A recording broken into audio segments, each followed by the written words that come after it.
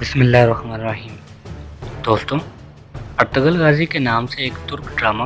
پاکستان ٹیلی vision پر اردو زبان میں نشر کیا جا رہا ہے، لیکن اردو زبان میں ڈبنگ سے قبل یہ ڈرامہ پاکستان میں اس حد تک مقبول ہے کہ اس کے مداحوں میں وزیر اعظم عمران خان کو بھی گنا جاتا ہے، جو اس میں دکھائی گئی اسلامی تہذیب کی تعریف کر چکے ہیں۔ عثمانی روایات کے مطابق ارطغرل سلطنت عثمانیہ کے بانی عثمان اول کے والد تھے۔ اس کے علاوہ ان کے بارے میں حقائق پر مبنی معلومات نہ ہونے کے برابر ہے۔ کئی صدیوں تک دنیا کے ایک بڑے حصے پر حکمرانی کرنے والے اس خاندان اور سلطنت کا آغاز تاریخ کی کتابوں میں گم ہو چکا ہے۔ تاریخ کی کتابوں میں عثمانی روایات کے علاوہ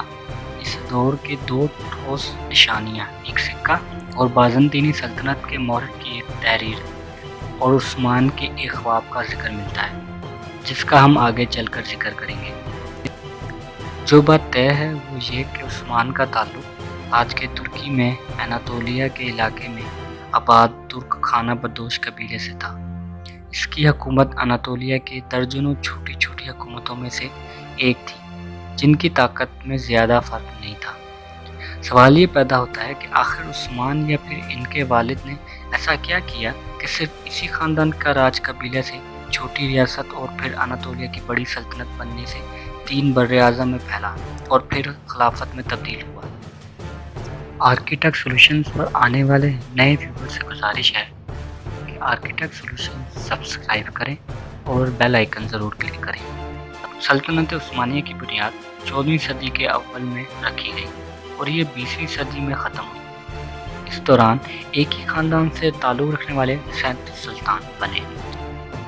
ایک مورخ کے مطابق کسی خاندان کا مسلسل اتنی دیر حکومت کرنا معجزے سے کم نہیں ہے۔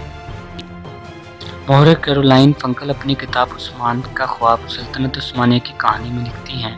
کہ عثمانیوں کی کامیابی کی وجوہات کچھ بھی ہوں، لیکن ان کی اناطولیہ میں اپنے ہمسایوں کے ساتھ 2 صدیوں پر پھیلی ہوئی لڑائی انتہائی سخت تھی۔ مورخ اسٹینفورڈ جیشا اپنی کتاب سلطنت عثمانیہ کی تاریخ اور جدید ترکی میں اسی روایت کا ذکر کرتے ہوئے لکھتے ہیں کہ سلطنت عثمانیہ کی شروعات تاریخ کے طالب علموں کے لیے ہمیشہ سے اہم سوال رہا ہے، لیکن اس دور کے ذرائع کی کمی اور بعد کے ادوار میں لکھی گئی روایات میں تضاد کی وجہ سے پورے یقین سے کچھ کہنا مشکل ہے۔ انہوں نے اسی مشہور روایات کو بیان کرتے ہوئے لکھا کہ عثمانیوں کا جد امجد سلیمان شاہ تھے، جو کائی قبیلے کے سردار تھے اور 12ویں صدی کے آخر میں شمالی ایران کے ایک علاقے میں آباد رہے۔ روایت کے مطابق منگول حملوں کے پیش نظر دیگر بہت سے ترک قبائل کی طرح یہ قبیلہ بھی غلامی اور تباہی سے بچنے کے لیے نئے علاقوں کی طرف روانہ ہوا، اور جے شاہ کے خیال کے مطابق کہ سلیمان شاہ شام میں داخل ہوتے ہوئے دریائے فرات میں ڈوب گئے اور اس کے بعد ان کے 2 بیٹے واپس چلے گئے، جبکہ ارطغرل نے مغرب کی طرف اپنا سفر جاری رکھا اور اناطولیہ کے علاقے میں داخل ہو گئے، جہاں سلجوق حکمرانوں نے ان کی مدد کے بدلے انہیں اناطولیہ کی مغربی علاقوں میں زمین دے دی۔ جیشا کی کتاب میں درج اس روایات کے مطابق ارطغرل 1280 میں چل بسے اور قبیلے کی قیادت ان کے بیٹے عثمان کو مل گئی۔ سلطنت عثمانی کے آغاز کے بارے میں سب سے زیادہ سنی جانے والی روایت کے مطابق عثمان نے اپنی ابتدائی کامیابیوں کے بعد ایک خواب دیکھا تھا۔ اس خواب میں انہوں نے دیکھا کہ ایک درویش شیخ ادیبالی کے سینے سے چاند نمودار ہوتا ہے اور اس کے اپنے سینے میں داخل ہو جاتا ہے۔ اس کے ساتھ ہی اس پیڑ سے ایک بہت بڑا درخت نکلتا ہے جس کا سایہ پوری دنیا پر چھا جاتا ہے۔ اس درخت کی شاخوں کے نیچے چشمے بہتے ہیں جن سے لوگ پانی پیتے ہیں اور کھیت سیراب ہوتے ہیں۔ عثمان نے جب شیخ ادیبالی سے تعبیر پوچھی تو انہوں نے کہا کہ خدا نے عثمان اور اس کی اولاد کو دنیا کی حکمرانی کے لیے چن لیا ہے،